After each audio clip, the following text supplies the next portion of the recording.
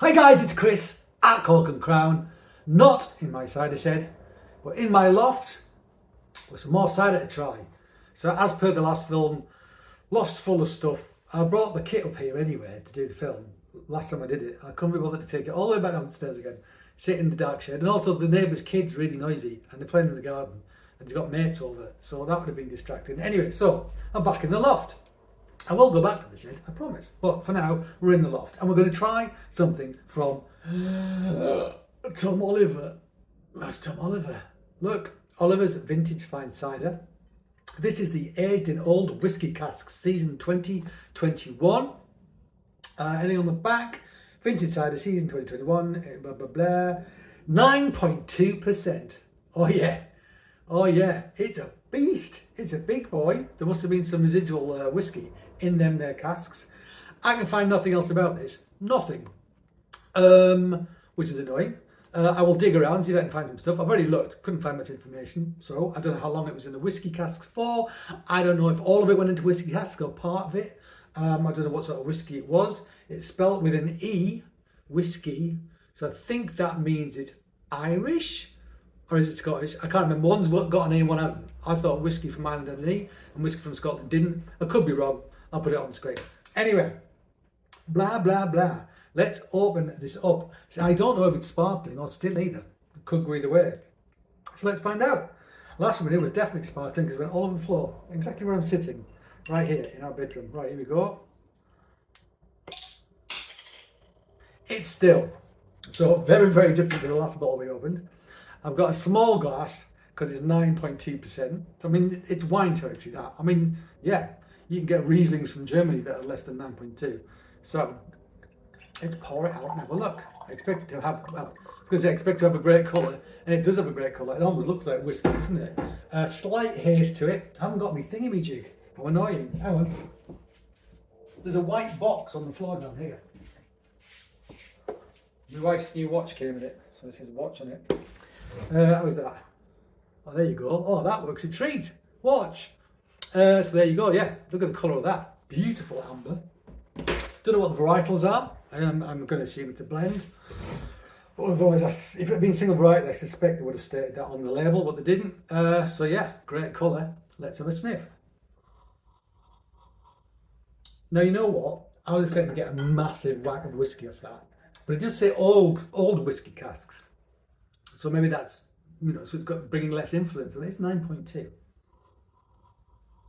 There's definitely whiskey in there though. What I don't get is a load of peat, which I'm glad. That's P-E-A-T, not the bloke, peat.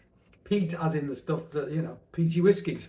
Because I'm not a big fan of that. The Islay whiskies and stuff, not such a big fan of. I prefer Speyside, which are more like toffee, caramel, etc. And Irish as well, where they don't really... Do they do peaty whiskey in Ireland? Don't think it's typical. Yeah, lovely. Hints of toffee on the nose, I want to say, actually. So I'm going to say it. There's hints of toffee on the nose. Yeah, not as overwhelming as I thought it was going to be. At all. I thought it was going to be absolutely smack me in the face sort of job, but it's not. Let's taste it.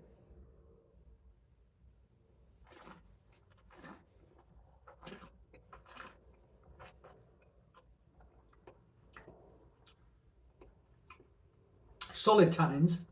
So there's had some proper cider apples in this for sure. Don't know what the varietals are. And you do get that apple character, that sweated apple character, that skin character, that earthiness you expect from a traditional cider apple.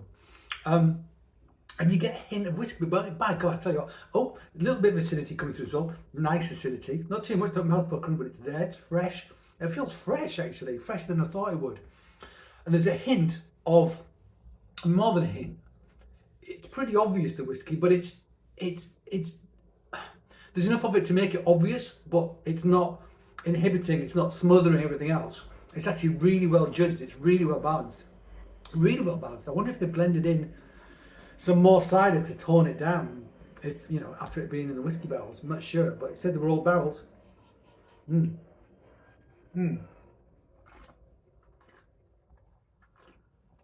Yeah, it's really good. It's really well judged. When I first drank it, I thought, I'm not going to get any whiskey, but it just builds, you just get it. It's great. It's great, actually. It's really well done. I'm not the biggest fan of stuff in barrels. Barrels have had other stuff in them, you know, like whiskey, and usually whiskey and bourbon and stuff like that.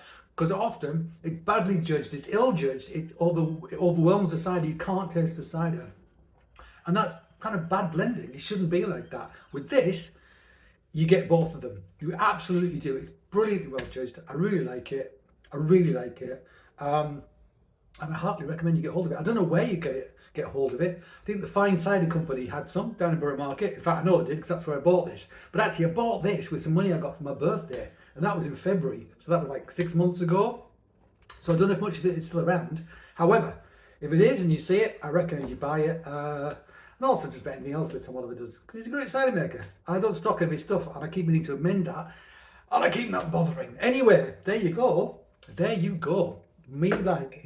That is Tom Oliver's Vintage Fine Cider, aged in old whiskey casks, season 2021. But I suspect, you know, if you can't get this one, there'll be other things he does in whiskey casks. And if they're as well judged as this, I recommend you buy them. I absolutely do. All right, guys.